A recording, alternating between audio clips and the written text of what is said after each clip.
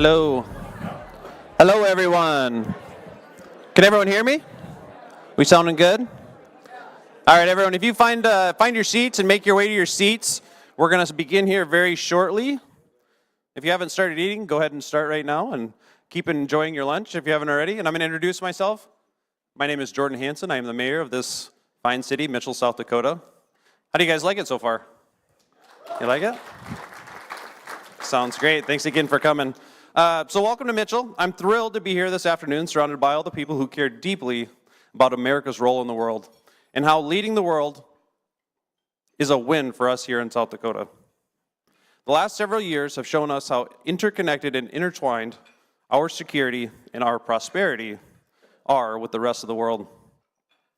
And these people are here today to make the case that U.S. international assistance makes America stronger at home and abroad. This isn't a Democratic or Republic issue. It's an issue that impacts all Americans. And how we show up to the world is worth talking about at the kitchen table, with your family, and at a local diner with your friends. This community right here is special. Here in this room are leaders from not just Mitchell, but also from across the state. From big cities and small towns, students to representatives of Fortune 500 companies, military veterans, to faith and humanitarian leaders. We are able to come together for conversation like today's to find common ground about how America shows up to the world. It's an honor to be here having this important community conversation with all of you. And I thank you for taking your time to join us. And it is now my pleasure to welcome to the podium USGLC's President and CEO, Liz Schreier.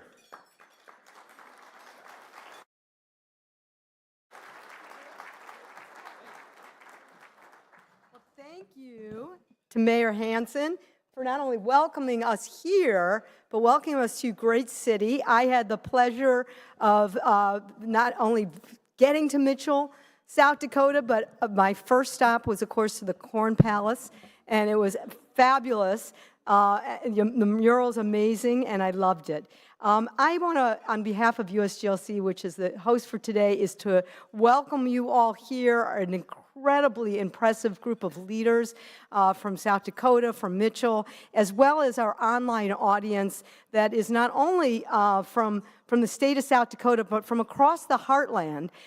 Today, not only do we celebrate our South Dakota Summit, but it's our Heartland Summit. So what does that mean? So years ago, I grew up in the Heartland, and I felt like we needed to spend time deepening the conversation with the citizens across the Heartland, to have a conversation and listen. I remember our first one was kicking it off with a friend of mine, then Representative Mike Gallagher from Appleton, Wisconsin, and we started to have these conversations about how does America win when we engage in the world. And after forums and conversations from state to state to state, we realized it would be great to bring them together in more of a regional context. And so 5 years ago, we had our first Heartland Summit, and we've been doing it literally across the region. We've been in Minnetonka, Minnesota, Wichita, Kansas, West Lafayette, Indiana, cities in Iowa, Michigan, Nebraska, big cities, small cities. We've had policymakers literally from both sides of the aisle. But I am so thrilled that our fifth one is here in Mitchell, South Dakota, and our featured guest is, of course, Senator Mike Rounds. And that is an applause line. Because Senator, I can tell you all that I get to see how effective your senator is. He has been voted as one of the most effective policymakers in our country.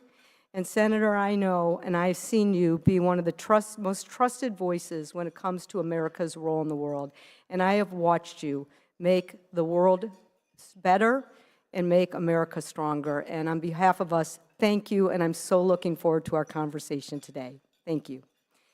Now, I was just in South Dakota not too long ago. I know some of you were with us as I had a chance to visit on stage with now Majority Leader, Senator John Thune. And we kicked off then our South Dakota Advisory Committee. Some of you are members of that, and I'm so thankful for it. It is led by our co-chairs, Jim Abbott, and the wonderful, you will hear from in a moment, Governor Dugard. I can't thank you enough for your leadership with us, and thank you to all of our amazing advisory committee members. I also want to thank, none of this is possible without our local program supporters. Thank you to our local supporters. They're listed on, I think, on the screen behind me. And it's indicative of what USGLC is all about. What we're about is bringing people together. And we are once called, the Washington Post called us the Strange Bedfellow Coalition. I'm quite proud of that. I don't think it's strange when you bring business leaders and faith leaders and veterans and farmers together in conversations like we're going to have today, where we talk about America's role in the world. This is known as the April recess, congressional recess. The senator is, I think, going probably all around the state. I have been traveling all around the country. I just came back from Oklahoma City with your colleague, Senator Lankford. From here, I'm going to Salt Lake City with your colleague, Senator Curtis. I'm on a march to see as many of your senators in their hometown, which I love, because I get a chance to ask one simple question. And I talk about how does America win in the world? And I ask about how do we win through America Global Leadership? How do we win through our investments of diplomacy, international assistance to ensure our communities like South Dakota wins in the world? And I have to tell you, I hear really powerful stories about this little 1% of the federal budget of diplomacy, of international assistance, that keeps drugs and diseases and threats from overseas from reaching our shores. And veterans tell me that it means keeping and not having our troops get in harm's way. And business leaders tell me often that it means more customers. Some of you have already been talking to me about that. I said hello to you. Farmers who tell me it means markets for their crops. And I know you understand that, because you have seen how it strengthens our economy here at home when 1 out of every 5 of your jobs is trade-related, when your agriculture alone exports over $5 billion of exports. I've heard about it when you tell me that High Plains Processing, just a few miles away from where we are right now, is got, recognized these huge markets for our commodities. When you're going to, not only when it's putting in $500 million of soybean processing plant, which will bring in not only tons of jobs, but also processing 35 million bushels of soybeans a year. And that allows us to not only do good in the world, feeding people around the world, but do well here for our economy. So there are some note cards in front of you, and I encourage you, because we'd love to collect from you so we can hear from you, to answer that same question, to answer how does America's leadership around the world help the heartland win here? And I'll be interested as you fill those out throughout the conversation to hear from you. Is it that shiny city on the hill that we all love to be in terms of our values that we're so proud of as Americans? Is it about our national security? Is it about our economic security? Or for me, is it all three? Because at the end of the day, the stakes couldn't be higher. You're not only going to hear from the senator, but you're going to hear from General Laura Richardson, a retired 4-star general, who will share with you something we've been talking about, that our rivals are playing to win. China, Russia, Iran, North Korea are out there, and when we step away, they step in because they are not aligned with our interest. We have to be able to use and leverage our defense and offensive tools like development and diplomacy to make sure we do the winning. We see humanitarian crises that are affecting hundreds of millions of people every day. And those crises not only are affecting human suffering, but they are also at the same time, the crisis of today can affect the conflicts of tomorrow as they spiral out of control. We're seeing that right now with bird flu that is affecting around the world, and we see it when we go to the grocery stores with egg prices every day. Secretary of State Rubio has said it best, I think, when he said our investments need to make us stronger, safer, and more prosperous. I would add effective, accountable, and results-driven. He released just today, this morning, his reorganization of the State Department. I haven't had time to study it closely enough, but I can tell you that later this week, we're going to add to that and put our own blueprint of reform to make sure we're delivering practical ideas of how we can deliver for the American people in terms of our diplomacy and international affairs. So we've got a lot to talk about. We'll talk about national security. We'll talk about economic security. We'll talk about how these issues affect our day-to-day kitchen table issues. And I'm very excited. And to introduce and begin introducing our speakers formally, I'm thrilled to welcome to the podium Chris Riley, who is the State Government Relations Director of ADM, one of our wonderful partners. Look forward to coming back as the moderator of the program. Thank you. Welcome, Chris.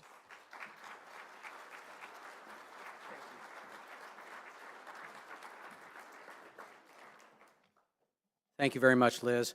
Yes, Chris Riley with the State Government Relations team at ADM. And first of all, I want to say thank you to Liz for inviting me and hosting us today, as well as the USGLC and our audience. Thanks for joining us. It's an important conversation. We're here to talk about the important role that America plays in the world. America's global leadership in the world is important. And over recent years, we've seen crises ranging from COVID to war to drought. These global events have local impact. And in turn, leading locally, as you do in South Dakota, as we do in South Dakota, that can have global impact. That is why we need vital strategic investments in development to open new markets for our goods and services, including American agriculture. A big part of what we do at ADM is open and maintain new markets at home and abroad for American farmers and our ag economy. American farmers feed, clothe, and fuel the world, and continuing to maintain that ability is critical for American leadership. ADM works directly with farmers to support those efforts with a footprint that includes a presence in 33 states, including 6 facilities here in South Dakota. We also work to support global food security in other ways, including millions of dollars in support for programs that work with smallholder farmers to help them improve their lives and be more productive. We know we cannot do this alone. Partnership is critical. Private sector, NGOs, and governments all have a role in promoting and supporting food security and America's ability to continue to lead in this critical area. It matters to farmers and communities in South Dakota, and it matters to America's ag economy and our leadership in the world. So thank you for being here today to support this important work. And it's now my pleasure to welcome Governor Dennis Daugaard. Thank you.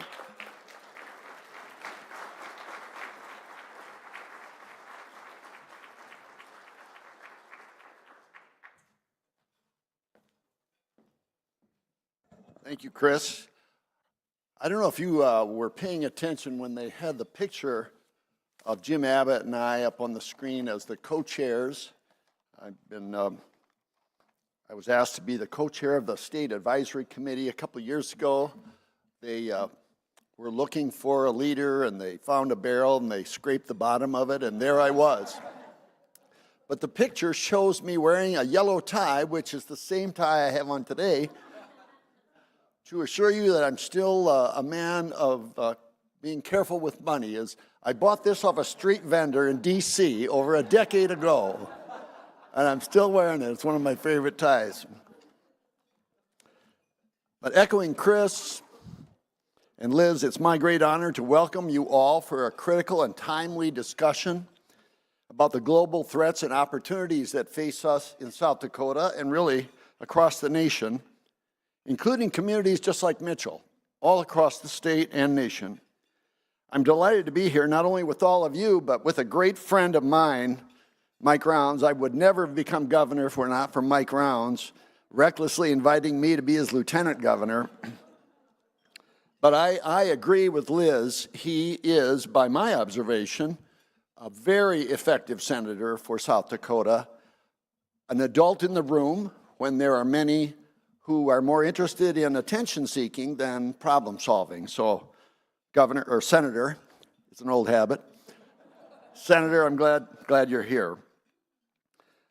This group of leaders from around South Dakota, though, who make up our advisory council, are Republicans, they're Democrats, they're independents, they're pillars of the academic, business, humanitarian, and faith communities, all together working toward encouraging our nation to realize it's not just military might, although that's certainly important, but it's also the soft power that we exert around the world that keeps the United States a world leader.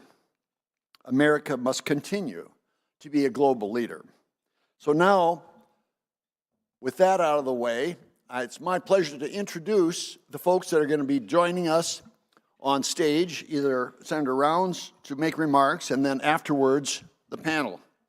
First, I'd like to introduce Danita Murray, who's down here. She's the Executive Director for South Dakota Corn, where she works on behalf of corn producers across South Dakota. National agricultural policy is her specialty, from advising the U.S. Senate Committee on Agriculture on farm bills to serving as the United States Department of Agriculture. Her experience spans more than 20 years. Also in the panel in a minute will be General Laura J. Richardson. She's a decorated veteran with 40 years of experience in the U.S. Army.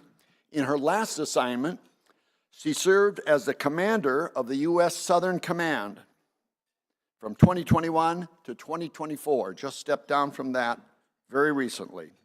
Throughout her military career, General Richardson has also been a strong advocate for combining America's soft power tools with a robust military. Now, following Senator Rounds' remarks, Ms. Murray and General Richardson will join Senator Rounds on stage for a panel discussion moderated by Liz Schreier. Now it's my great honor to introduce Senator Mike Rounds. He has proudly represented South Dakota in the U.S. Senate since 2015 and is a champion for U.S. global leadership. He serves on the Appropriations, Intelligence, and Armed Services Committees, among others. Senator Rounds also proudly served as South Dakota's governor from 2003 to 2011, and prior to that, he was a member of the state legislature in the South Dakota Senate from 1991 to 2001, during which he served as the Senate Majority Leader. We are honored to have Senator Rounds here today to talk about America's leadership around the world and how it is critical for the economic prosperity and security of South Dakota and the Heartland. Please help me welcome Senator Mike Rounds.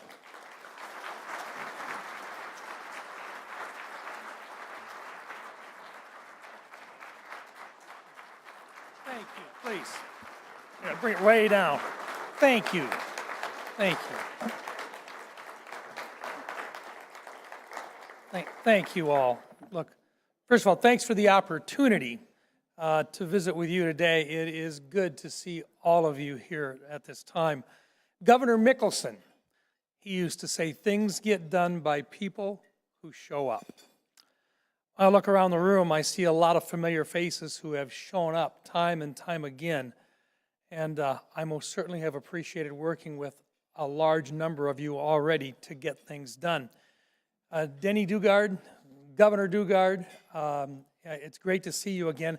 You know, people don't realize that you know, when you've been selected to represent your party as the candidate for governor, you then have the obligation, the responsibility to decide who you would like to have run with you. And I remember talking with my wife Jean at the time, and you know, and the real question is, if something happens to you as governor, who would you want to serve as the governor at that time?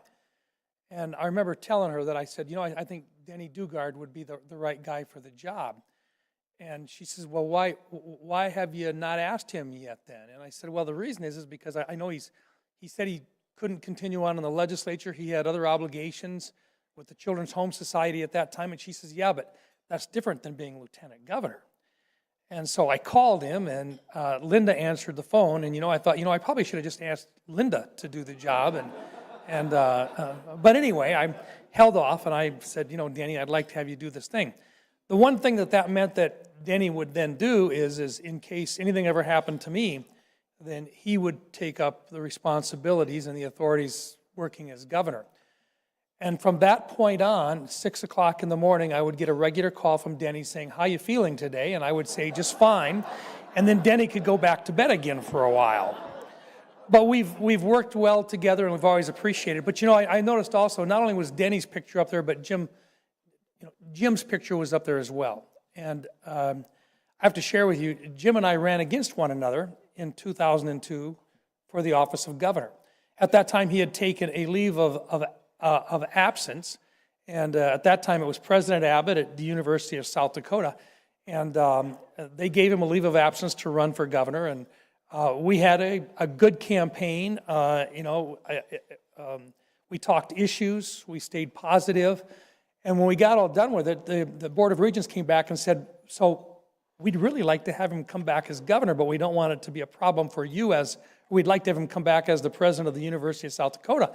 What do you think about that?" And I said, look, he had the sense to want the greatest job in the world, which was working as governor, and that most certainly should not stop him from also working as the president of the university. He came back on board. He did a marvelous job down there at the University of South Dakota as their president. But what it says is that in South Dakota, you can be from different political parties and still work together, pointing out the way that you think the path forward is, and it doesn't have to be negative. It can be a positive that builds our state. So I just wanted to also give a shout out to Jim. He has been a great leader in the state of South Dakota as well. Now I know that we have just an hour-long moderated panel immediately following this discussion. I'm just going to keep my remarks very short and hopefully prime the pump for our discussion this afternoon. Let me begin by making one thing very clear. The world is a better place when America leads. History proves it. Had the West not prevailed in World War II, the world would look very different today. We probably would be speaking German, and freedom as we know it would not exist.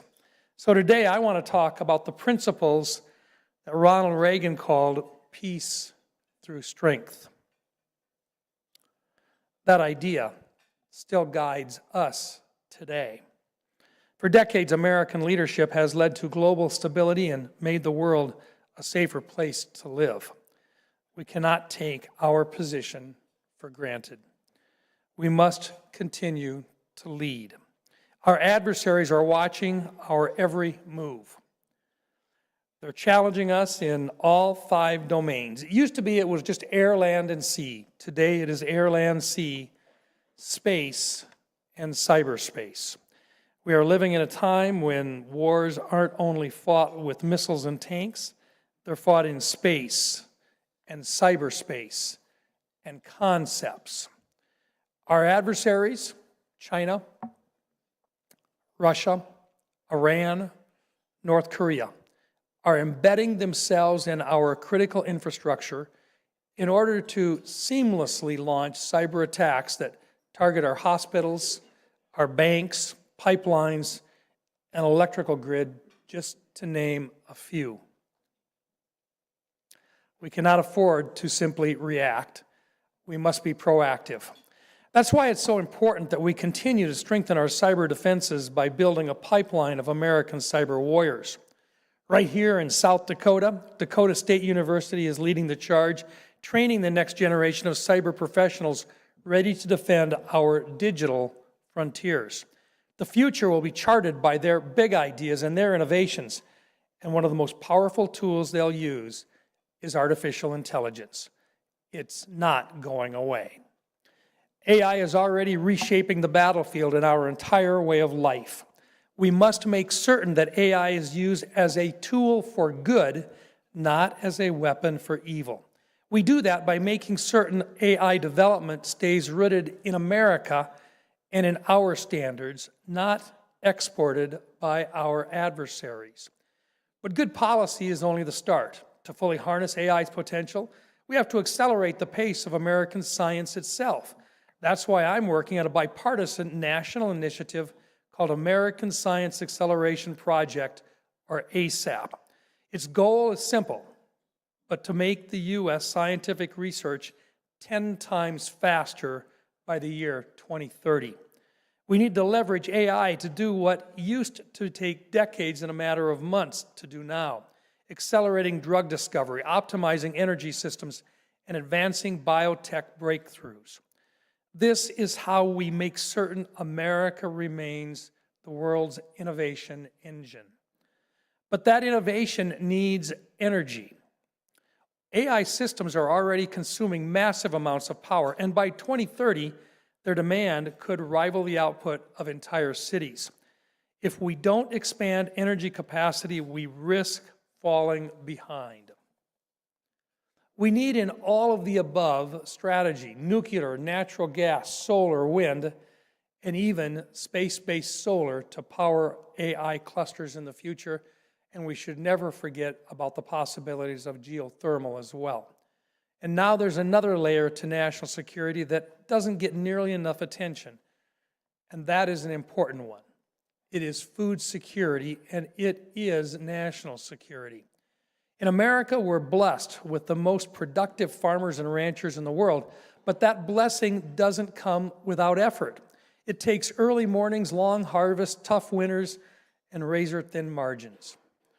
These are the men and women who don't just feed our families, they literally feed the world. If we want to remain a superpower, we have to make sure the food on our tables and the people who produce it are never taken for granted. Our farmers aren't just stewards of the land, they're defenders of our national interest. But their way of life is under threat from growing uncertainty, everything from supply chain disruptions and inflation to labor shortages and foreign land ownership, as well as the threat of retaliatory tariffs to U.S. tariff proposals. One of the pieces of legislation that I've introduced would prevent adversaries, China, Russia, Iran, and North Korea, from buying up American farmland and agricultural businesses near sensitive military sites.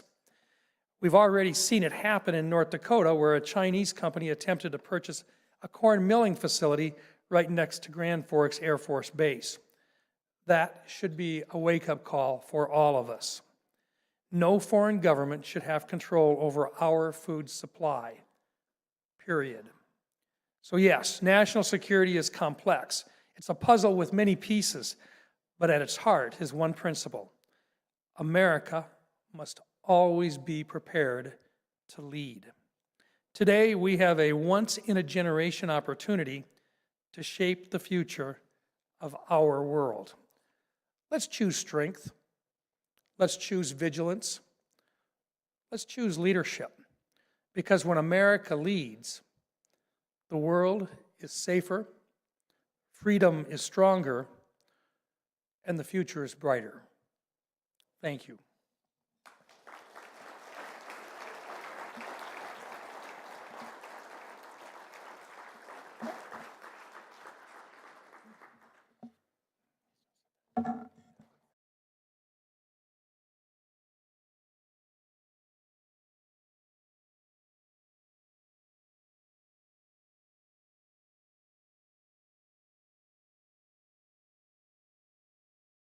Oh, can everybody hear me? I don't think now they're on. This one's on. All right, I think there we go. Well, I don't know about the rest of you, but in probably 8-9 minutes, that was a tour de force of reminding us about why when America leads, America wins, which is a theme of our conversation with the three of you that I will help steer us and get through as many questions as we can. So thank you. Thank you. I was looking through my questions I had organized, and every one you were hitting the theme, so yay. So thank you. Senator, I actually want to go back and talk about kind of where some of this came from for you.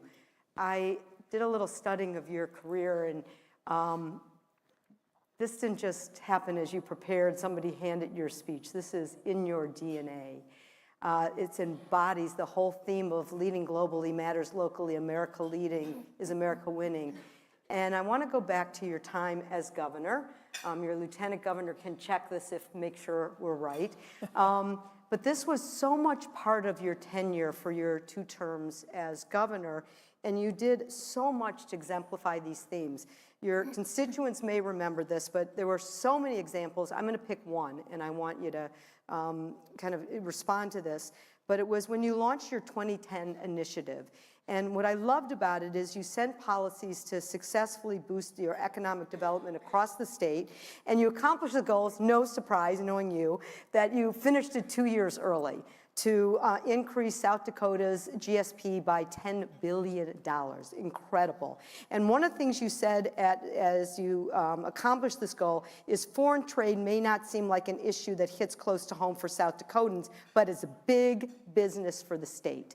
And I think to start off our conversation, share with us kind of where this DNA comes from, where you really, as a Heartland governor, came to believe this engagement with the world really matters, and how you continued it on as you represented the state in Washington, this continuation that we cannot disassociate ourselves from the world. Well, thank you. The bottom line is this: what's the biggest challenge South Dakota has? It's keeping our kids here. It's keeping them here and giving them an opportunity for future growth. You can't do that if all you do is look inside. You have to find a way to compete with other people around the world, and you've got to give your young people the opportunity to grow their businesses. The 2010 initiative was designed to bring everybody in South Dakota and give everybody an opportunity to participate in it, and to see an opportunity for them to grow their business opportunities, whether you were in ag, or if you were in medicine, or if you were in research. But the one thing that we always focused again on is quality of life, because if you're working on all those other things, but you don't also provide a quality of life, your kids are going to go someplace else. Well, today we have to include a couple other things in that. Part of it is cyber. I mean, and cyber is going to be a huge part of whatever we do, and it's contact with the rest of the world. It used to be that you had oceans around us that protected us. But today, with cyber operations and the ability to reach out and touch somebody with cyber, it means we've got to be able to provide an opportunity for our kids to do cyber operations around the world, to be able to market around the world, but also to protect from other people trying to get into our businesses from around the world. So it's a matter of facing where the realities are for what our kids need in order to have a quality of life in the next generation, but then also how do we protect them and to make sure that they have the safeguards in place so that they can actually be safe here as well. So for me, it's an ongoing process, but it means you want these kids, whether they're doing research, whether they're in the farming area, if they're in medicine, if they want to be in the mercantile businesses, every opportunity should be made available to them here, or they will go someplace else. And by the way, it means they've got to have the best education they can possibly get, which means you cannot not have as good of an educational system here as any place else. Otherwise, our kids are going to go someplace else. And when they do, other people see how good they are, and they buy them, and they keep them from coming back to South Dakota. And that's our loss and our mistake. Great, great. All right, well, let's pick up on our national security theme. We're going to get to economic security, where, Danita, your voice is going to be very important and prominent. I want to, not that I'm not going to include you in national security. You don't get away from that. But I want to understand the playing field. You talked and mentioned it, General Richardson. I clearly want your voice here. One of the things, you have this trifecta committee assignment that I think there's only 3 others in the House and Senate that have it: Intel, Armed Services, and Appropriations. So you know a lot about this subject. I want to get an assessment of the playing field. It was the Global Threat Assessment just came out. And I did not get the classified version. I just saw what happened at the hearing. I'll read it for all of you, one sentence from it. I want both of you to respond to it. This is what the part I heard. Russia, China, Iran, North Korea, individually and collectively, are challenging U.S. interests in the world, attacking or threatening others in the region, promoting alternative systems to compete with the United States, primarily in trade, finance, and security. You mentioned peace through strength. Reagan as the architect. President Trump is continuing it. You've been a leader on this subject. Where are we in terms of protecting ourselves in the threat, and what happens if we step away from it? Particularly, I'm interested in some of the things that we do at USGLC in terms of using our diplomacy, our international assistance toolkit. Senator, do you want to start first? You've got 40 years in this. All right, he's bucking it to you. So General Richardson, 40 years in the Army. Last one is Southcom commander post. You now lead a group of 270 retired generals and admirals on our behalf of the USGLC that all support this idea that we need to, really what General Mattis said when he was in, he said, you know, if you don't fund the State Department, he's going to need more bullets. Yep. Where do you see us on the playing field on the threats, and where do you see us in terms of the toolkit to respond to the threats? You don't get away from this. No. You still need to answer this, but General Richardson. Yes, a very good afternoon, everybody. Very important quote that General Mattis said during his testimony when he was the United States Central Command Commander. And he said, if you don't fund the State Department fully, then I need to buy more ammunition. And if we need to buy more ammunition, then that threat is really close. That's not good. And so the aid and the funding and the resourcing that goes into other countries to help them defend against their threats actually creates more of a bubble around us, the United States. It's in our national security interests. It helps them be stronger, safer, more prosperous countries as well. But it really creates, like I said, a buffer around us. I will tell you that in terms of, what is my last job as the U.S. Southern Command? What is that? What is the Central Command Commander? The Department of Defense splits up the globe in 6 geographic areas, and you have 6 4-star generals that lead those geographic areas. They're your warfighting commands for the United States and for the Department of Defense. We work for the President of the United States and the Secretary of Defense. And so the role that we play, the role that I had in U.S. Southern Command was Southcom. The short name was Southcom, but had South America, Central America, and the Caribbean, 31 countries, as well as 11 territories and dependencies to work with. And what do we do? So I work with those chiefs of defense for those countries with their militaries. Some of the countries, for example, like Panama and Costa Rica, don't have militaries. They have public security forces, so we work with the public security forces as well. And we do security cooperation. We do training. We do advising. We try to make them stronger. We have reciprocal training in our military schools. But I will tell you that the peace through strength, I will tell you that they admire us. They want to be like us in the U.S., us. For United States, but but when we're not there, and there are many times and many examples where we were not there in this region, for example. This is the hemisphere with which we live, right? The United States is in the Western Hemisphere.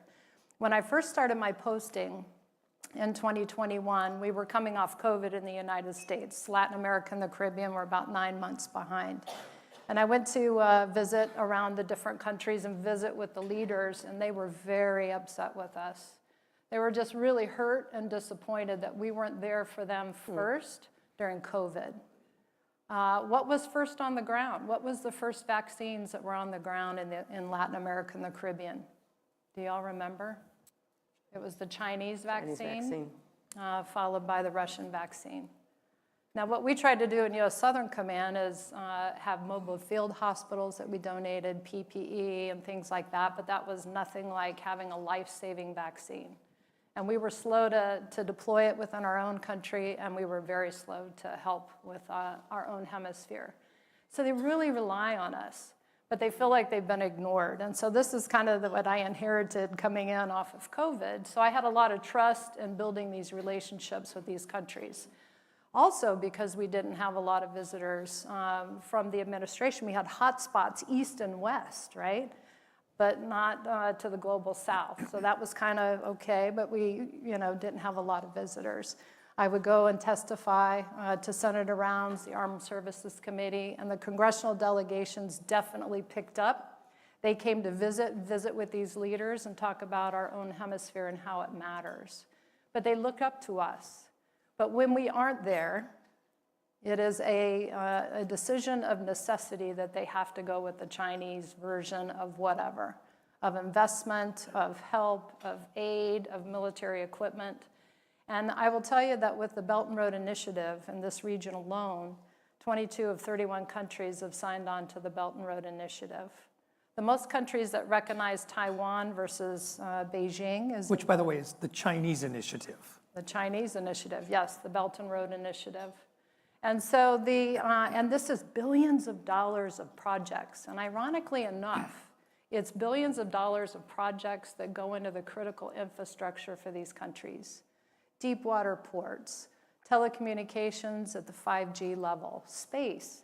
I had the most space-enabling infrastructure from the Chinese in this region versus anywhere else in the world.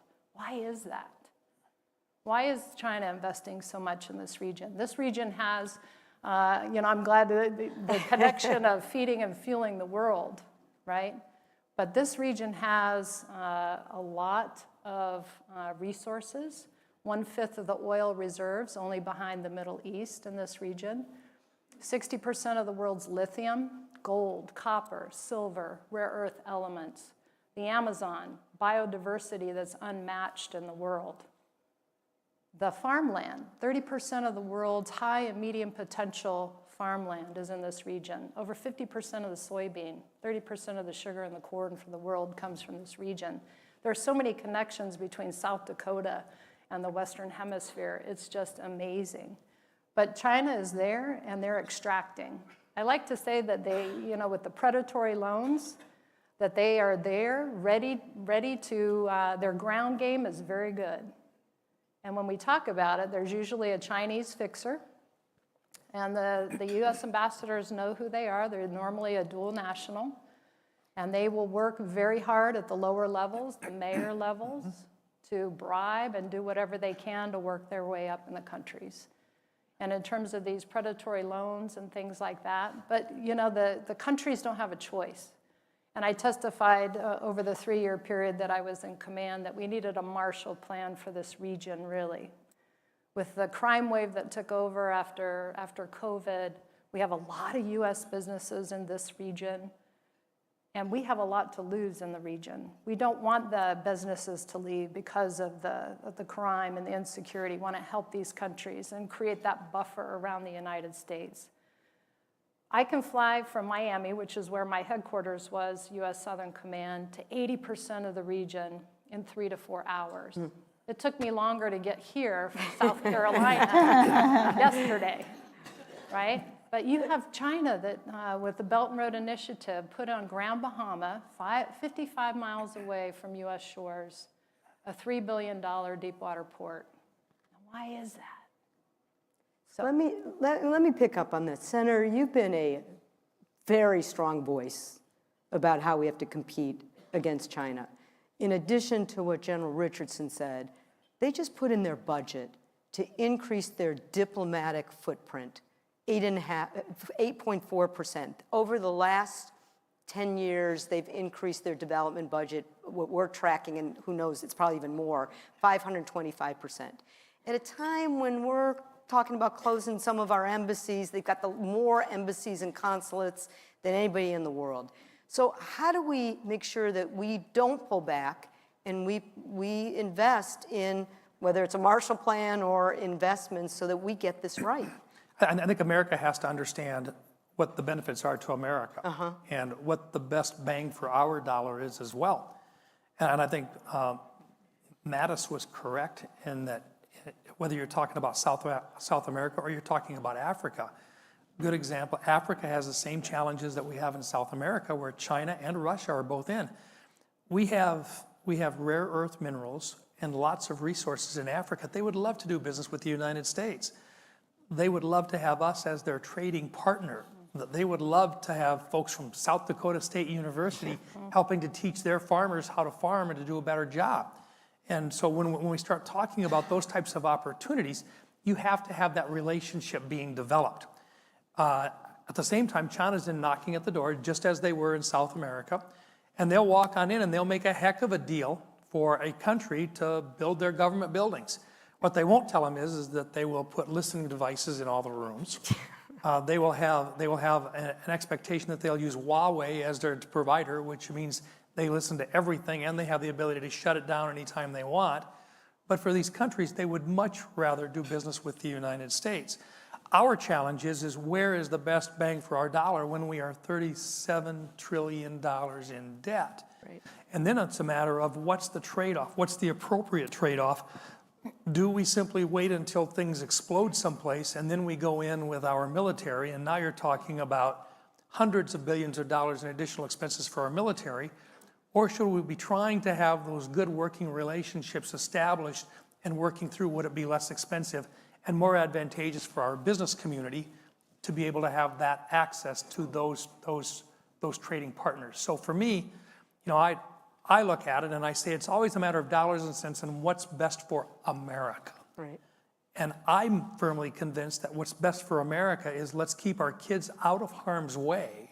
Let's not make them go into foreign lands. Let's make these folks our allies. Let's make them want to be our friends as well. And let's have those relationships. I think it's less expensive than going in and creating a military operation.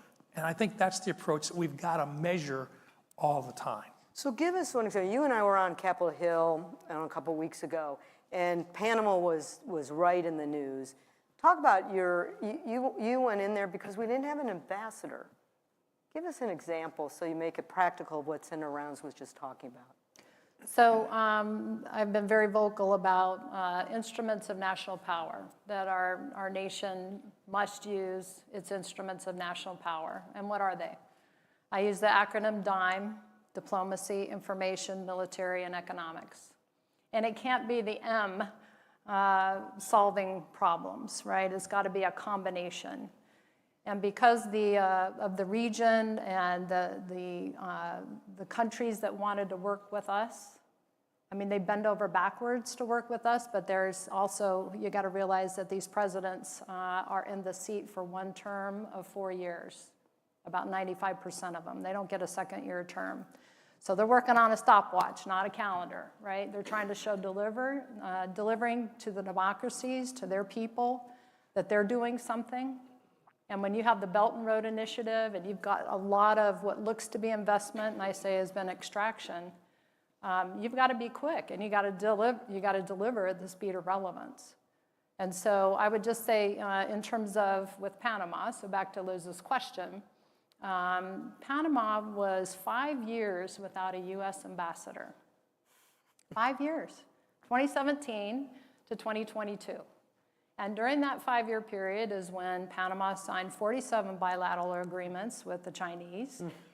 And that's our ground game. I look at our ambassador as the #1 diplomat. My teammate as a combatant commander. They're the one organizing all of the ground game for the Team USA, right, in support of team democracy. And without an ambassador there, you have a whole embassy. I got it. And you have a deputy that's there, the charge, but that is not the ambassador. And the way that the country's presidents look at that is that U.S. ambassador is their linkage to the U.S. president. And when we put holds on our ambassadors when they're going through the confirmation process, when that's the first thing we hold, and we make it very difficult for getting our #1 diplomat in the seat, China doesn't have that problem. They don't have gaps. They don't have months and years of gaps. My top 3 countries for national security that I worked with based on their militaries and the effectiveness of their militaries, Colombia, Brazil, and Chile. We're going on 3 years without having a U.S. ambassador in Colombia. 3 years in Chile, and there was 3 years in Brazil. There's no excuse for that. And there's plenty of blame to go around on both sides of the aisle. The thing is that we have to be attuned to that because that is our ground game. And that is the leader that works and talks with the presidents of different countries. And we have to be in there. I'm a swimmer by trade. I grew up as a swimmer, so I always use athletic metaphors and those kinds of things. But we got to have our jersey on, we got to have our number on, and we got to be on the field. We can't be in the locker room taking a break. We got to be there making a difference. And we don't have to outspend China to outcompete China, right? Us just being there makes a difference in the world. It really, really does. And I would say just in terms of the aid and the money and the funding that's been cut, I am very much for review, but not retreat. We've got to review and make sure that we're using our taxpayer dollars, and I had to do that as a commander to make sure that I was using taxpayer dollars, because I'm a taxpayer too, right? And I want to make sure that it's going to exactly what we say that it's going to, and it's making a difference. Like that input there leads to that deliverable there. That's what you got to show. But I firmly believe that this bubble that we create and the friendships that we create and the trust that we build, it matters, and it matters in the world. Thank you, General. Danita, I want to get you, and I think the link I want to pick up is something that Senator Round said in your opening. And where national security hits the shift that I want to make into the economic conversation is food security. Senator Round said food security is national security. I've heard this everywhere I go, especially when I travel throughout the heartland. A couple of years ago, President Trump, point person to the World Food Program, actually won the Nobel Peace Prize. And when I looked at the wording of why it won, it was to prevent hunger and food to be used as a weapon of war. Help us understand this link between food security as national security as one of the premier ag experts in our country. Nita. Well, thank you so much. I think that we can even take one step back and talk about how agricultural policy at its heart is indeed a lot of food policy. So when I look around this room and I see my many friends from different commodity groups, I think that, we talk about farm bills and agricultural and food policy, but no more, it's been made very evident what you just said, Liz, that, national security is food security by the black swan events, 2 of which have happened in the last 10 years. Yeah. We think that after COVID and Ukraine, that more folks, perhaps that didn't understand the importance of food security in the role of national security, now see that. And they see it more plainly because of those disruptions that occurred and not all that long ago. And frankly, there were 2, and again, in the last decade. So I think we're in different times when it comes to that discussion. I think that's good for agricultural policy and the respect that is due, frankly, to the farmers and ranchers that are in this room as well. Thank you. So let's stand a little bit. Yeah, please. One item. It may sound like when we say, so Ukraine happened, and what does that have to do with the food security? But they're the breadbasket for Europe and for Africa. And so while we didn't see it, Africa really felt that loss of food coming from Ukraine. And so when you talk to the people in Africa, they were very concerned about what happened. How do you get that food when Milo is a huge part of that discussion. And when you start talking about sunflowers, and let alone wheat alone. So all of these different items that suddenly this one event happens. And for those people, this is not like they've got lots of reserves over there to where, well, the price went up a little bit. This is a case of where they didn't have enough to feed the people that were there. The ripple effect was just stunning. Yeah. It was just stunning. Let me ask you, Senator, I want to get a little deeper into the economic interest. I love that you talked about the why. And my first question is about keeping kids here. You know as well as anybody that South Dakota's companies really thrive in the global marketplace. I loved my earlier conversations with so many of you about your exports that you're selling, what you're selling overseas. Almost $7 billion in exports in this state, more than $5 billion of them are ag-related. So much of this is driven by small businesses. You got 80% of small businesses that are exporting. 30% of your exports are to emerging markets, India and Indonesia and so forth. Can you talk about how you see the South Dakota markets connecting to the world? How important is it, but particularly in the developing markets and the emerging markets? We are leading edge, but it's more than just of businesses coming up with it. It's businesses integrating the newest technologies as quickly as possible. It's the information, the knowledge that's going on. South Dakota State University is represented here today. Biotechnology is a huge part of it. When you talk about corn and I've got a little farm down in Lyman County. It used to be 55, 60 bushel an acre corn was spectacular. But now what do we have? We have corn that is Roundup ready, but that also means it's also drought tolerant. And so by changing the farming methods here in South Dakota, suddenly what used to be 55 bushel an acre, the expectations now are well over 100 bushel an acre. But it's because you have drought tolerant corn because of the developments that have occurred right here in our state. And then along with that, it's not just drought tolerant, but it means in that you have less herbicides that you have to put on. You have the ability not to have to cultivate and lose the soil moisture as well. That happens because we put money into the research to have the best products available. We're not resting on our laurels. And so when businesses then have the opportunity to take advantage of that opportunity, they're doing that. And so it's a matter of watching it, learning it, being the best in their field, no pun intended, but being the best in their field and developing not just soybeans, but corn, milo, wheats of different varieties that we can help to feed the rest of the world. We could not do that if we weren't developing these hybrids at a faster and faster rate. What's going to happen next, though, on this? It's going to be the development using artificial intelligence in biomedical research.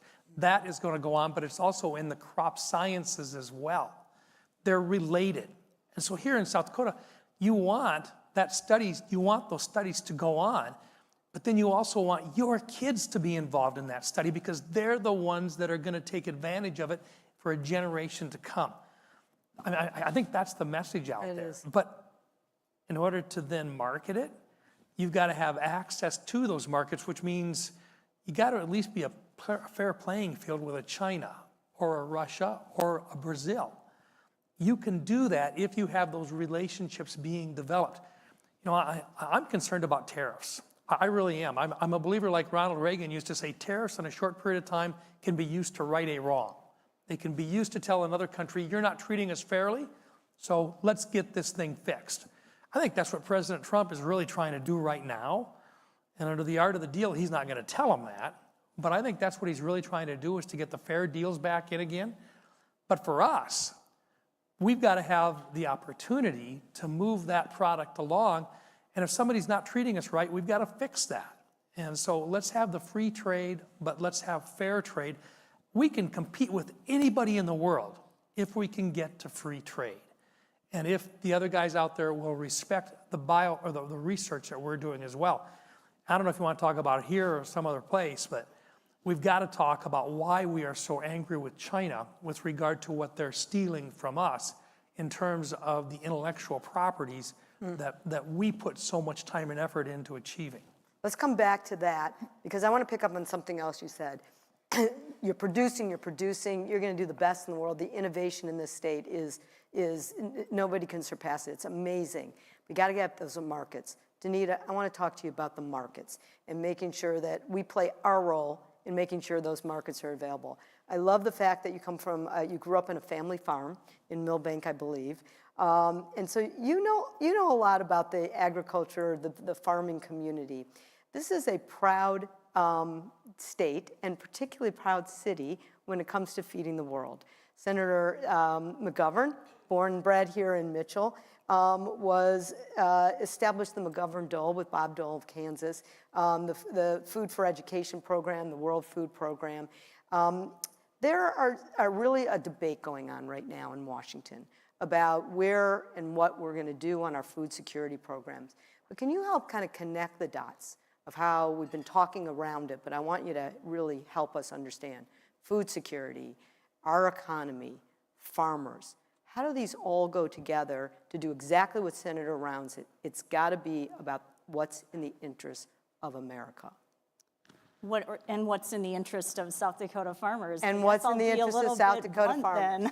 You can be very parochial in this answer. I think I will. You know, for producers in this state and across the country, to be fair, I mean, when we look at programs like Food for Peace, that is reauthorized every 5 years in a farm bill and has a lot of different things going on with that program right now, as you alluded to, Liz.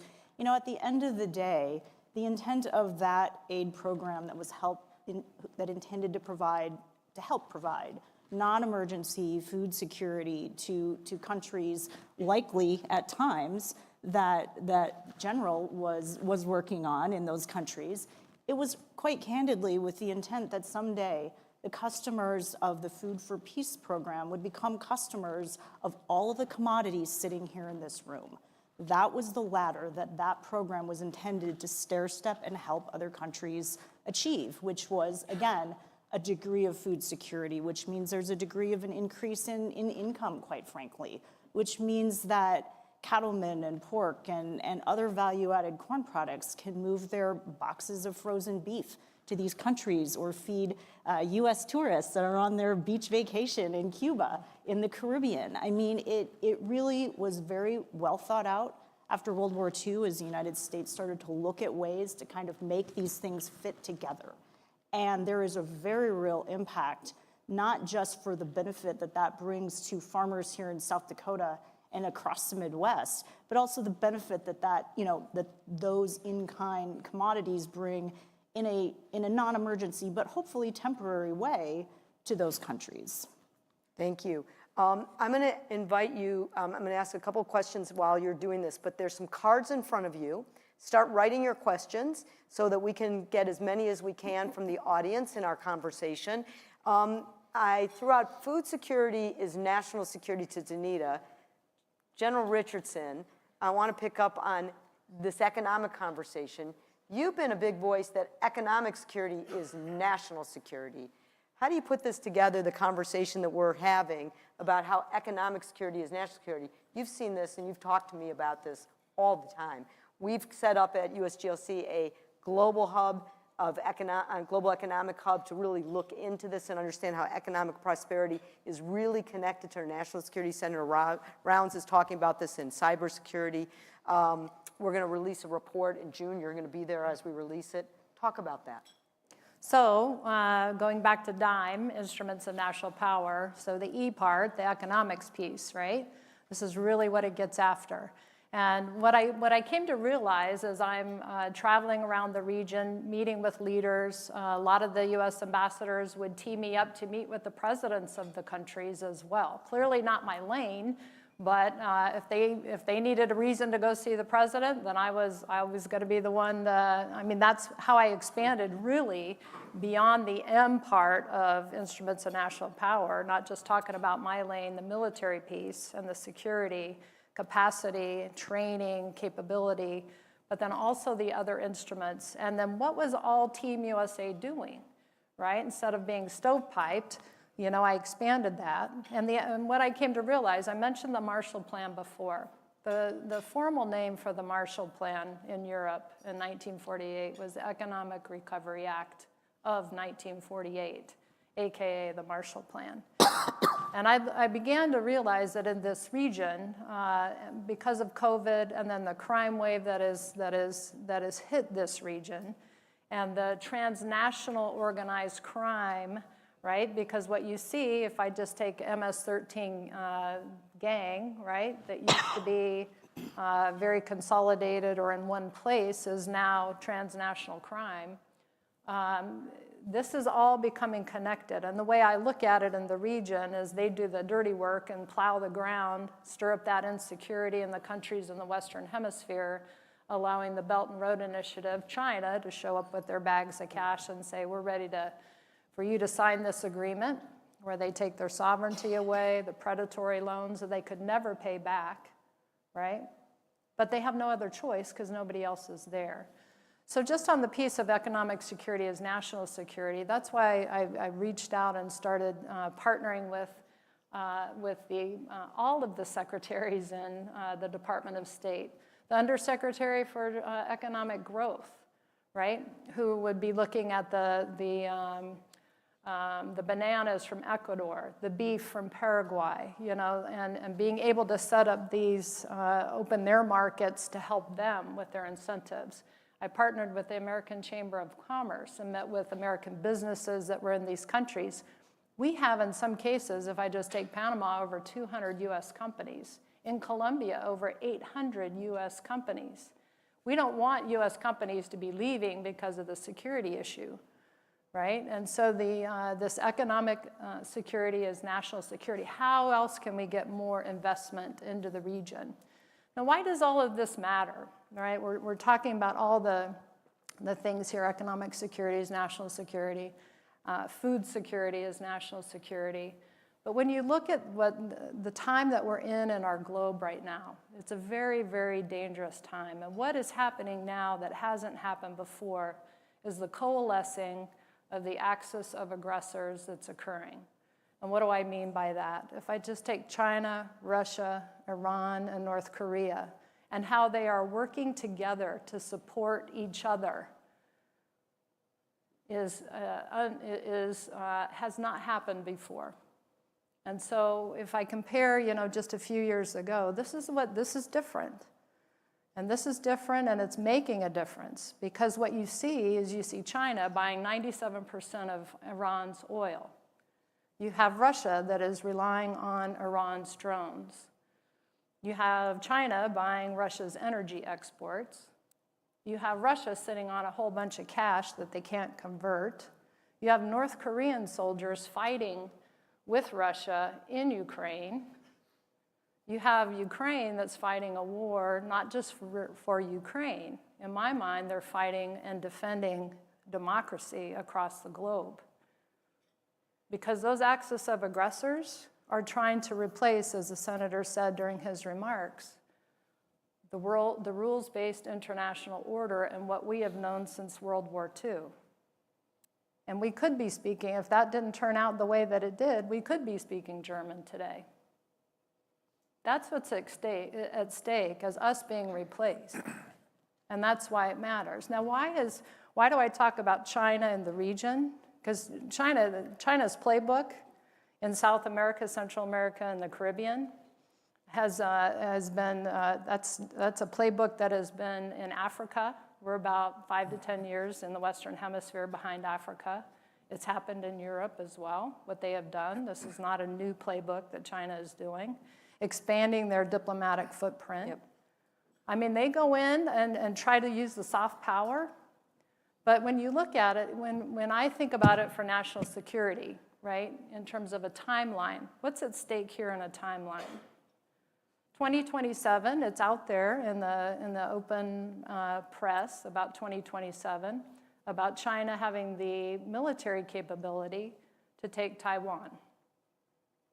By 2030, the United States should be chip sovereign, where the US is not dependent on Taiwan for chips. Now, 2027, what also happens at 2027 is that the People's Liberation Army for China will reach its centennial. So there's a lot of talk about 2027. And you see the aggressive nature. You hear blips in the news about the ships and the planes and how China is very aggressive in the Indo-Pacific region. And so this is... It's not just in that region either. It's Right. everywhere. Yeah. It's everywhere. Space and cyberspace as well. Yeah. Yeah, please, go ahead. Well, I Jump just, in. and I don't mean to No, interrupt, but Senator, I mean, you just take it. so important to Yes. look, when we talk about adversaries that are out there, it is for real. We're not making it up. China clearly recognizes 5 domains: air, land, sea, space, and cyberspace. Let me give you a sample of what we're going to, the possibilities. And I'm not going to give out anything that's classified or anything, but let me just share this with you about what we're up against.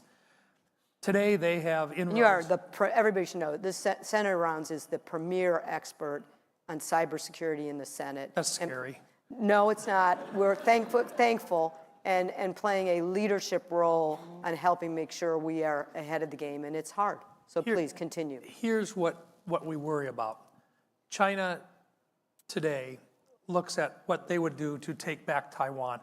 They've never had Taiwan, but they say they want to take it back. But one of the reasons for that is because Taiwan has some very sophisticated, educated individuals who understand semiconductors like very few others do in terms of how to manufacture them very, very accurately, very, very quickly. on a mass scale. But here's the rest of the story. It's not just Taiwan, it is the entire Pacific Rim region where 60% of all the trade in the world goes through. They consider that their bathtub. And they think that everybody should pay reparations for them because they've been disrespected for literally generations. But here's the other part of this. They're looking at it using not necessarily air, land, and sea resources to begin with, but space and cyberspace resources. In cyberspace today, whether you're talking about our power grid, or you're talking about our telecommunications, or our financial services, or for that matter, take a simple one, just getting an airline reservation. Today, China believes that they can step in, and as a way to warn us about their capabilities, on a particular day in the future, perhaps 2027, perhaps 2028, you'll have a tougher time getting an airline reservation. You'll find out that your cell phone doesn't respond as quickly, and you're getting busy signals rather than coming directly through. You'll send a text, but it just won't simply go through with the speed that it did before. Social media-wise, you'll suddenly discover that the social media applications you're having aren't coming up on the phone the way that they were before. Power outages, a little bit at a time. Just a brown out here, something off for an extended period of time someplace else. But on the market side of things at the New York Stock Exchange, they're suddenly noticing that the disruption in trading is just by milliseconds being delayed. And people will start to talk about what's going on. And it'll become the coffee room talk, it'll become the social media discussion that's happening. And then people will suddenly realize somebody's manipulating all of these things. And the message that they're sending to us is we know who you are, we know where you live, and we know how to disrupt your life. Leave us alone as we come after Taiwan. And then we have a decision to make.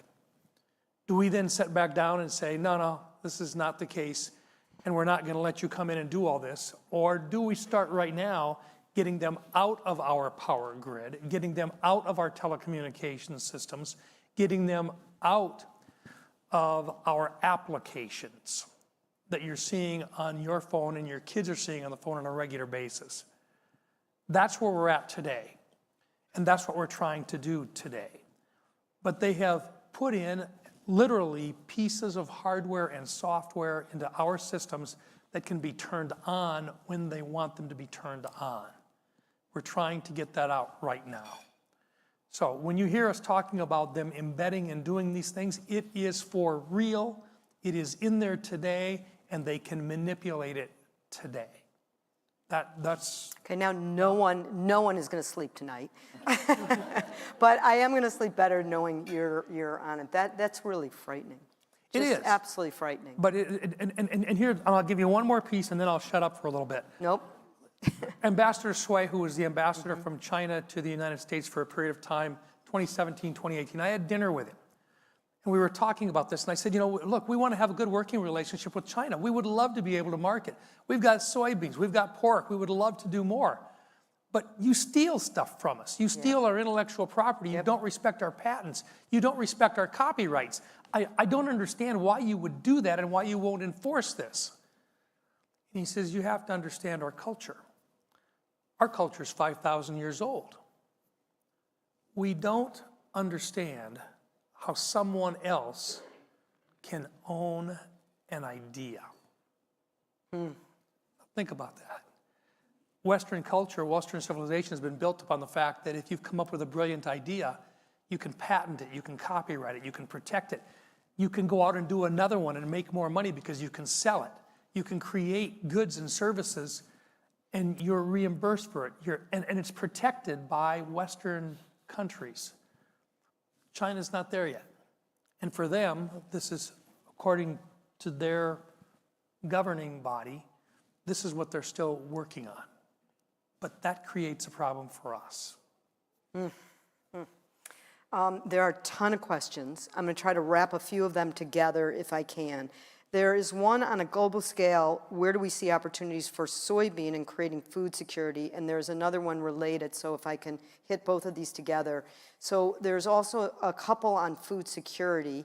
I mentioned to some of you earlier that acute hunger is on a rise, impacting 343 million people in 74 countries. That's a 140% increase in just the last 5 years. So maybe if, Senator, you want to think about global scale, where do we see opportunities for soybean and food security? And Danita, if you can answer, you know, the U.S. government pays $2 billion for farmers to engage in international food security. So right now, there's this debate, do we cut our food security or not?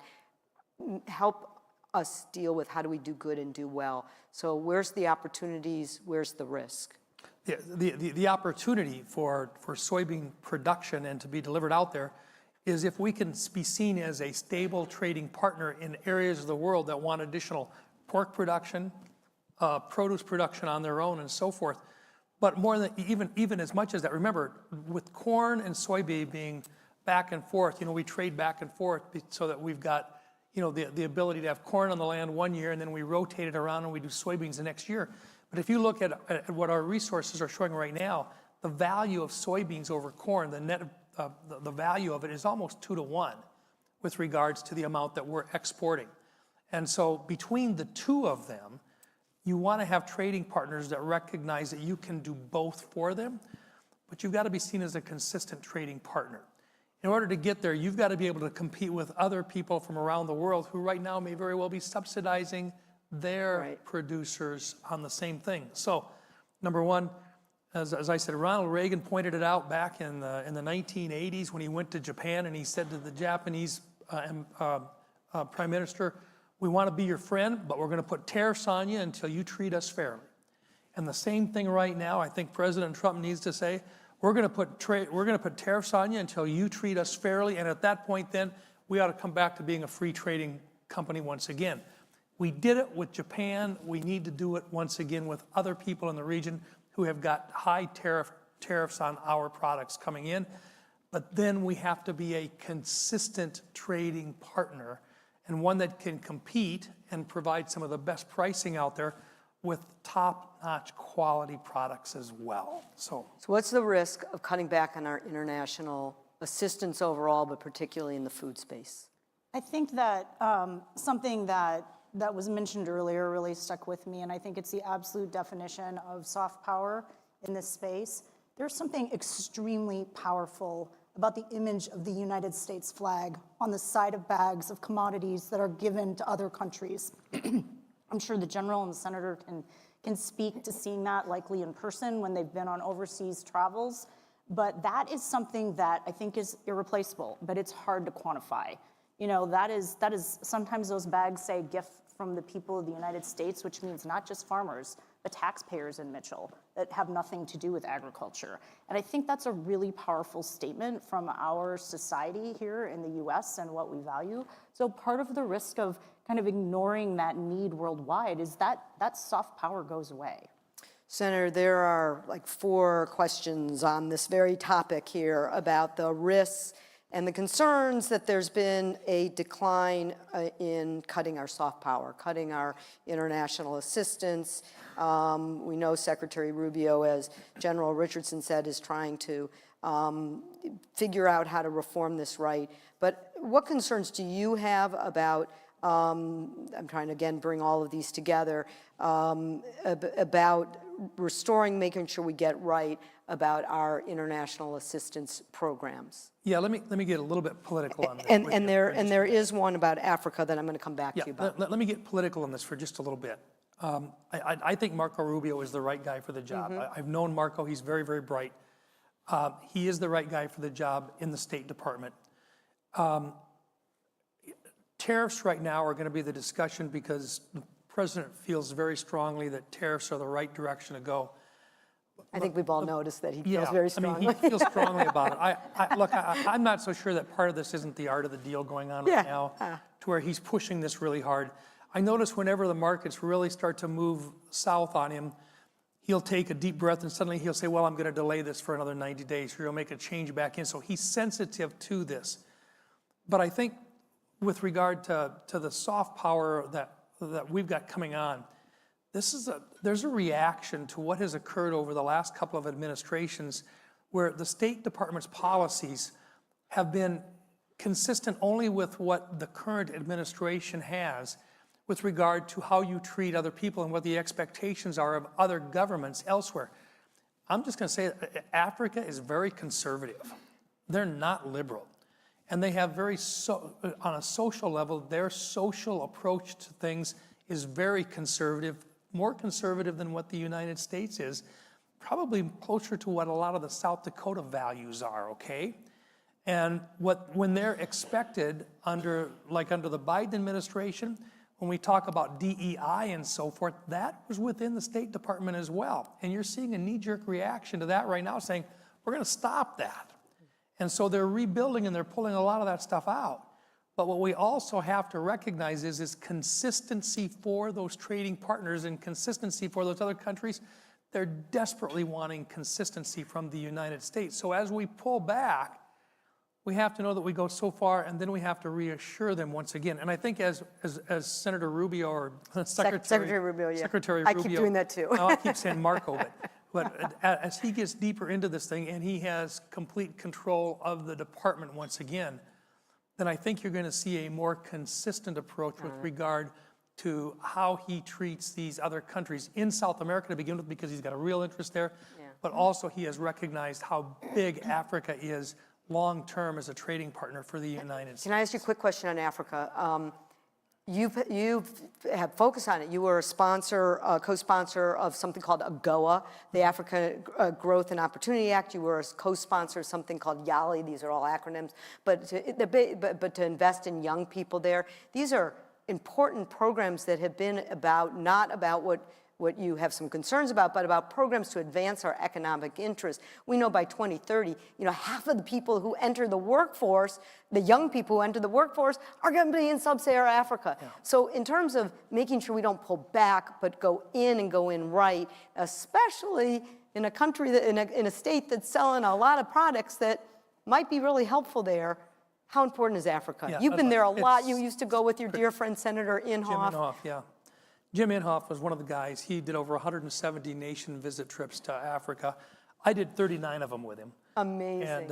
And when we went to particular areas that, look, these are really good people, and they want desperately to have America as their friend and as their ally. Whether it's Ethiopia or Rwanda or Nigeria. Amazing countries. These are marvelous areas. Probably too. And they love it when Americans come and visit, and they want to do business with us.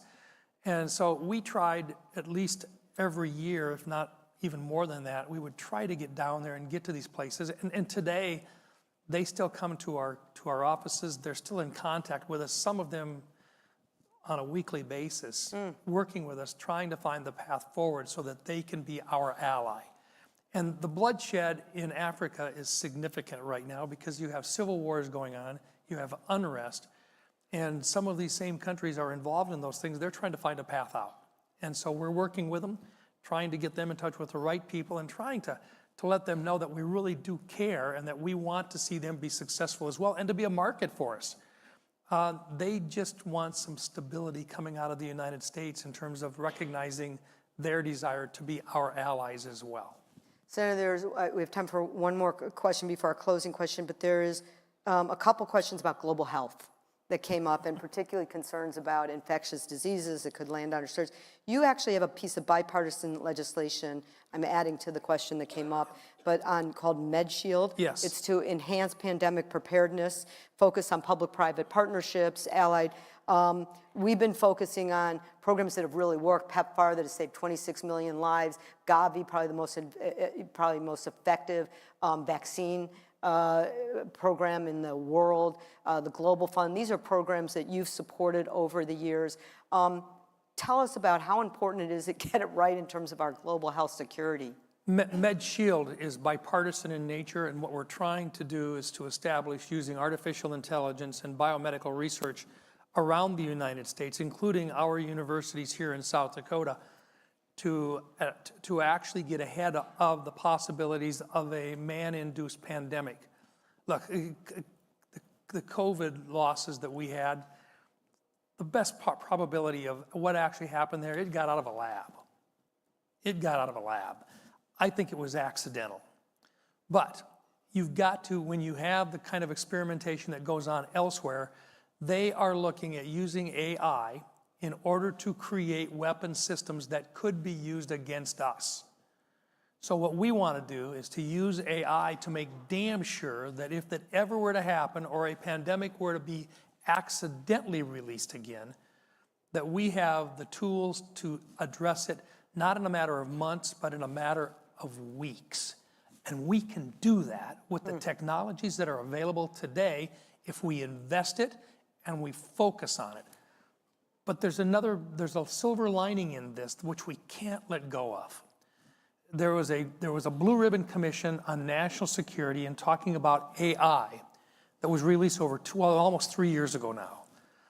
And in it, there were recommendations about what we could do in terms of our own healthcare capabilities if we were to put money into the combination of artificial intelligence and biomedical research. It is not unreasonable to believe that we could literally cure the vast majorities of cancers in a 5-year period of time. Wouldn't that be incredible? Now think about that. This is what is going to drive the development of artificial intelligence for the American public. Once they start to see that every family in this country can have the quality of their life improved if we put the research into it now. This is not, wishful thinking. It is here today. Because what we can do in a matter of milliseconds using artificial intelligence used to take a normal laboratory 200 years to accomplish. We're there today. Our goal is to make the appropriate investments and to get our universities actively engaged in this as quickly as the rest of the world is getting engaged in it. You cannot be second place in this effort. We have to win this. Otherwise, the standards that are going to be established will be established by other people who don't think about life the way that we think about life. And that is critical. We have an opportunity here with the universities we've got, the biomedical research which is already going on, our healthcare systems. We're small enough, we can coordinate this and we can make it happen. We can be a part of the future that our kids will benefit from. That's what we're talking about today. It is not years in advance. It is possible now.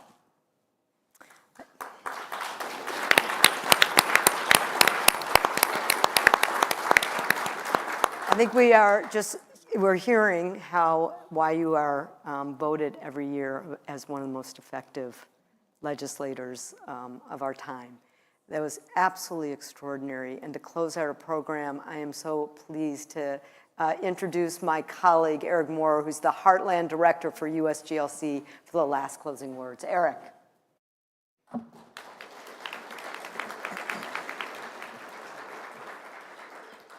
right. Well, thank you so much to Danita Murray, General Richardson, and Senator Rounds for this important and insightful discussion today. I'd also like to give a huge thank you to our local partners and our South Dakota Advisory Committee members who made this discussion possible. Truly the best part of my job is working with leaders like all of you here today, and we're very thankful for your participation in this discussion on why America's global leadership is critical to ensuring our economic and national security prosperity here at home. And please save the date for our upcoming Impact Forum in Washington, D.C. It'll be 2 days of incredible conversations and the opportunity to speak to your members of Congress on Capitol Hill. And that'll be June 9th and 10th. And on that note, if you are new to USGLC, please make sure to opt in for updates from our coalition for future news, events, and mobilizations. And we'll even make it easy for you. I'll guide you through the process here. You can go ahead and take out your phones.